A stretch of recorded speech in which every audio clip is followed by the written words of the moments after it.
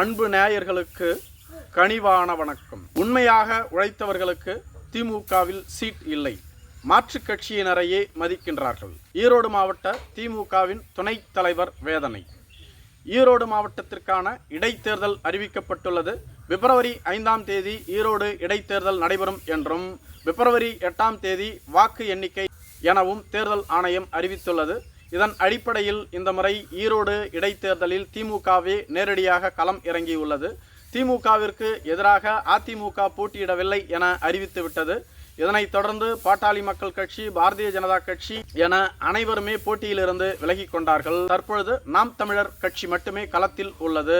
திமுகவின் சார்பில் சந்திரகுமார் அவர்கள் வேட்பாளராக அறிவிக்கப்பட்டுள்ளார். நாம் தமிழர் கட்சியின் சார்பில் சீதாலட்சுமி அவர்கள் வேட்பாளராக அறிவிக்கப்பட்டுள்ளார். இவர்களை எதிர்த்து வேறு எந்த கட்சியும் போட்டியிடவில்லை. அதே சமயத்தில் தேமுதிகவிலிருந்து திமுகவிற்கு வந்தவர்தான் இந்த சந்திரகுமார். அவர் தேமுதிகவில் விஜயகாந்துக்கு வலதுகரமாக செயல்பட்டவர். ஒரு ஜவுளி தொழிலாளி. விஜயகாந்த் இவர் மீது வைத்த நம்பிக்கையின் காரணமாக இவருக்கு வாய்ப்பளித்தார். இவரும் போட்டியிட்டு வெற்றி பெற்றிருந்தார். ஆனால் சில காலத்திலேயே தேமுதிகவிலிருந்து விலகி அதிமுகவிற்கு ஆதரவான சட்டமன்ற உறுப்பினராக வலம் வந்தார். அப்படிப்பட்டவர் தான் இந்த சந்திரகுமார். அம்மா அவர்களின் மறைவுக்கு பின்பு திமுகவில் இணைந்த இவருக்கு உடனடியாக திமுகவில் போட்டியிட வாய்ப்பளிக்கப்பட்டுள்ளது. ஆனால் காலமாக ஈரோடு மாவட்டத்தில் திமுகவிற்காக உழைத்த உண்மை நிர்வாகியான தனக்கு போட்டியிட வாய்ப்பு வழங்கவில்லை. இதுதான் காலமாக கட்சிக்காக உண்மையாக உழைத்த தொண்டன் நான்.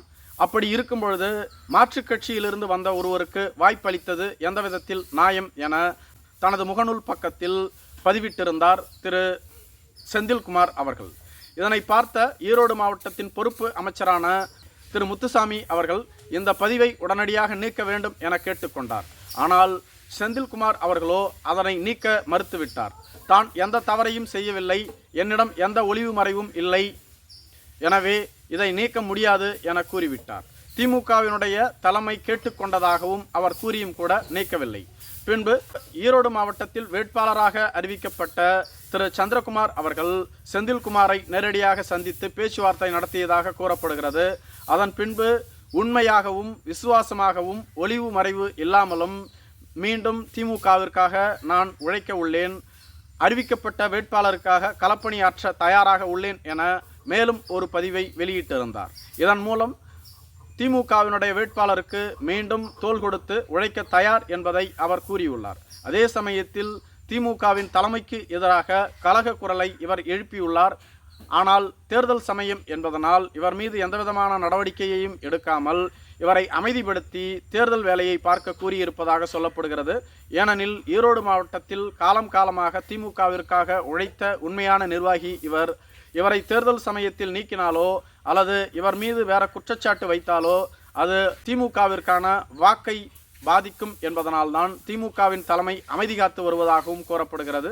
இதேபோன்று திமுகவிற்கு எதிராக போட்டியிட்டுள்ள நாம் தமிழர் கட்சியோ இந்த தொகுதியில் அதிமுக, பாரதிய ஜனதா கட்சி, தேமுதிக, பாட்டாளி மக்கள் கட்சி போன்ற கட்சிகளை சந்தித்து தங்களுக்கு ஆதரவளிக்க வேண்டும் என்று கேட்டுக்கொண்டதாக சொல்லப்படுகிறது. ஏனெனில் அதிமுகவிற்கும் பாரதிய ஜனதா கட்சிக்கும் கொங்கு மண்டலத்தில் கணிசமான செல்வாக்கு உள்ளது. அவர்களது வாக்குகள் அப்படியே திமுகவிற்கு சென்று விடக்கூடாது. அதிமுக, பாரதிய ஜனதா கட்சியினுடைய வாக்குகளை நாம் தமிழர் கட்சி பெற்றுவிட்டால் திமுகவிற்கு ஒரு வலிமையான எதிர்ப்பை பதிவு செய்ய முடியும். மேலும் இந்த தேர்தலில் திமுக தான் வெற்றி பெறும் என்பது அனைவருக்கும் தெரிந்த ஒன்று. இடைத்தேர்தல்களில் தொடர்ந்து ஆளும் கட்சிகள் தான் வெற்றி பெற்று வருகிறது. மேலும் ஆளும் கட்சி அனைத்து அமைச்சர்களையும் இடைத்தேர்தல் நடைபெறும் இடத்திற்கே கொண்டு வந்து விடுவார்கள்.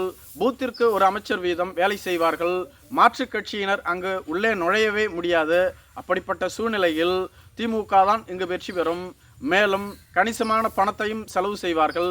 இவை அனைத்தும் ஆளும் கட்சியினுடைய வெற்றியை உறுதி செய்யும். இங்கு போட்டியிடுபவர்களுக்கு டெபாசிட் கிடைப்பதற்கு கூட பல சுற்றுகள் தேவைப்படும் என்பதே உண்மை. அதே சமயத்தில் அனைத்தையும் கடந்து நாம் தமிழர் கட்சி களமிறங்கி உள்ளது.